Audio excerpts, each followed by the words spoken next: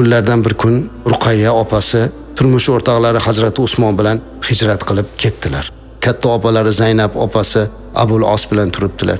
Bu yoqda Fatima onamiz faqatgina Ummu Kulsum degan opalari bilan birga edilar. Ummu Kulsum onamizni gapirganlarida Fatima onamizga qanchalik onalarcha mehr ko'rsatishligini eslatib o'tgan edik. Fatima onamiz ham bunga javoban mana shunday mehrda turardilar. 3 yilga qamal, 3 yil musulmonlarga Quraysh kofirlari biror oziq-ovqat mahsuloti sotmadi azizlar. Majolsiz holatda, ochlik holatda qolganda ham Fatima onamiz biror narsadan shikoyat qilmadilar. Odamlar och bo'lib, daraxtlarning barglarini, ildizlarini yeganda ham, go'daklarning nolasi Makkani titratib yuborganda ham Fatima onamizning ko'zidan qiynalganligi uchun yosh chiqmadilar. Chiqqan bo'lsa ham bu yosh faqatgina ota-onasini qiynalgani uchun ko'ziga yosh oldilar, ammo o'zlari uchun emas.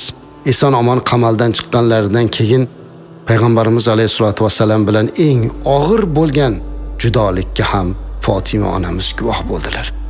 Suyukli volidalari, birinchi mu'mina, birinchi muslima, payg'ambarimiz alayhisolatu vasallamning go'zal ayollari, Fatima onamizning volidalari Xadicha onamiz olamdan o'tdilar.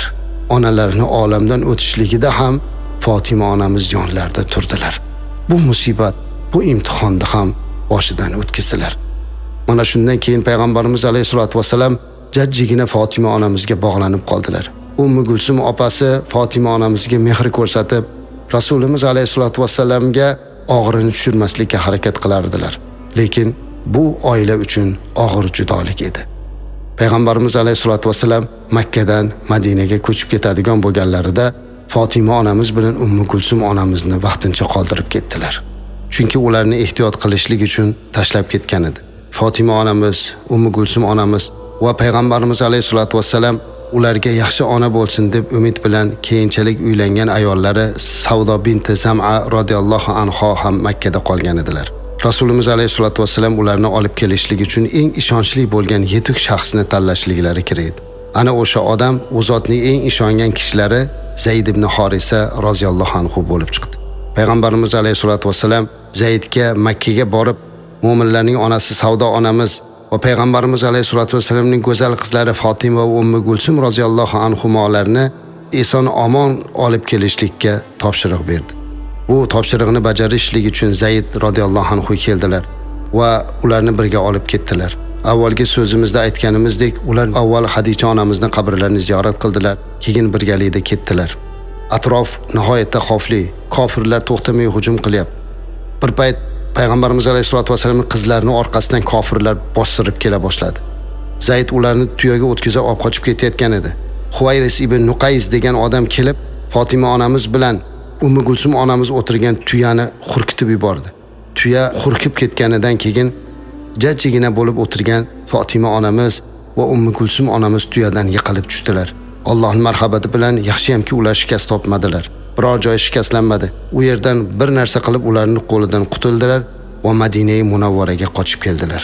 Fatima onamiz hijrat qilib kelganlarida Madinada tashkil qilingan nubuvvat xonadonida yashay boshladi.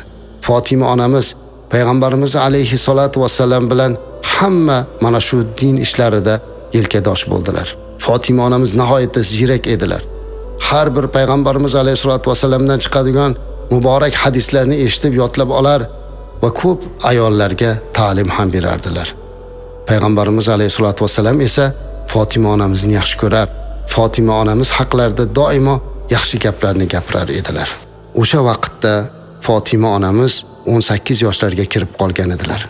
Qarang, payg'ambarlik vazifalari, mana shu payg'ambarlik ishlari bilan yuribdilar. Qizlari ham yonma-yon yurib 18 yoshga kirib qolganini ham bilmay qoldilar. Fatima onamiz mana shu tashvishlar bilan 18 yoshga kirib qoldilar. Payg'ambarimiz alayhisolatu vasallam o'ylanar, qizlari Fatima onamizga munosib kuyov izlardilar. Albatta, jur'ati yetganlar kelib so'rardilar. Hattoki bir necha marotaba sovchi qo'yganlar bo'ldi. Ularning orasida Abu Bakr Siddiq radhiyallohu anhu, hatto Hazrat Umar radhiyallohu anhu ham so'radilar, lekin ularning hammasiga payg'ambarimiz alayhisolatu vasallam yaxshilik bilan, chiroyli gaplar bilan, o'ta muloyimlik bilan rad javobini berdilar. Ular hayron bo'ldilar. Payg'ambarimiz alayhisolatu vasallam borgan sovchilarning birortasiga qizlari Fatima onamizni unamayotganliklari, rozi bo'lmayotganligini bilar ekan, ular kimni kutyapti deb o'ylanib qoldilar va bildilarki, Rasulimiz alayhisolatu vasallam Fatima onamizga munosib bo'lishligini Hazrati Ali deb o'ylar va Hazrati Alini sovchi bo'lishligini kutardilar. Bu gapdan xabardor bo'lgan juda ko'pchilik kelib Ali radhiyallohu anhuga o'rtaga oldilar. Siz boring, mana Abu Bakr Siddiq, Hazrat Umar va boshqalarga unamadi. Payg'ambarimiz alayhisalom sizga unaydi dedilar. Hazrati Ali radhiyallohu anhu hayron bo'lib, mana shunday zotlarga unamagan menga unarmikin dedilar. Siz boring avval, kiring dedilar. Majbur qilib do'stlari Hazrati Ali radhiyallohu anhuda Payg'ambarimiz alayhisolatu vasallamni uylariga olib bordilar. Ularning gapiga kirib, Hazrati Ali Payg'ambarimiz alayhisolatu vasallamni oldilariga bordilar. Hazrati Ali radhiyallohu anhu Payg'ambarimiz alayhisolatu vasallamga kirishlikka ijozat so'radilar. Kirib bir qancha gapirmasdan uyalib o'tirdilar. Nima deyishni bilmadilar. Payg'ambarimiz alayhisolatu vasallam Hazrati Aliga qarab, Ali ibn Abu Talibni biror bir hojati bormikin degan o'y bilan qaradilar-da, "Ey Abu Talibning o'g'li" dedilar. "Amakimning o'g'li, menda biror bir hojating bormi?" dedilar. Shunda "Yo'q" dedilar. "Nega kelding? Biror hojating bo'lsa ayt" dedilar Payg'ambarimiz alayhisalom. Hazrati Ali radhiyallohu anhu yuraklari o'ynab ketdi. Nihoyatda xijolat bo'lib ketdi. Yuzlari lov-lov yonib ketdi. Nima deyishni bilmadi-da, "Men bir Fatimani bugun esladim" dedilar. Ular sovchilikni mana shunday deb izhor qilardilar. "Men Fatimaga uylanaman" demadilar. "Men Fatimani esladim" dedilar. Bu ovozni eshitar ekan Payg'ambarimiz alayhisalom kuldilarda, "Xush kelibsan, safo kelibsan" dedilar. Boshqa gap gapirmadilar. Hazrati Ali radhiyallohu anhu bu gapdan keyin chiqib ketdilar. Oldidagilar "Nima bo'ldi?" dedi. Nima bo'lar edi? Nega ham meni olib keldinglar? Rasulimiz alayhisolatu vasallam hech narsa demadilar" dedi. "Axir sen aytganingda nima deb javob berdilar" dedi. "U zot menga qarab xush kelibsan, safo kelibsan" dedi, diyordi maslahatchilar. "Alhamdulillah, Allohga shukr. Bu deganlar senga rozi bo'lganliklari, bu muborak bo'lsin" deb Hazrati Ali radhiyallohu anhu da ko'ngillarni ko'tardi. U mana shunday ketayotgan bir paytda Rasulimiz alayhisolatu vasallam go'zal qizlari Fatima onamizni oldilariga keldilar. "Qizim Fatima" dedilar. Ali mana oldimga kelib, "Seni esladi" dedilar. Avval aytib o'tganimizdek, bu madaniyat, bu go'zal odob edi.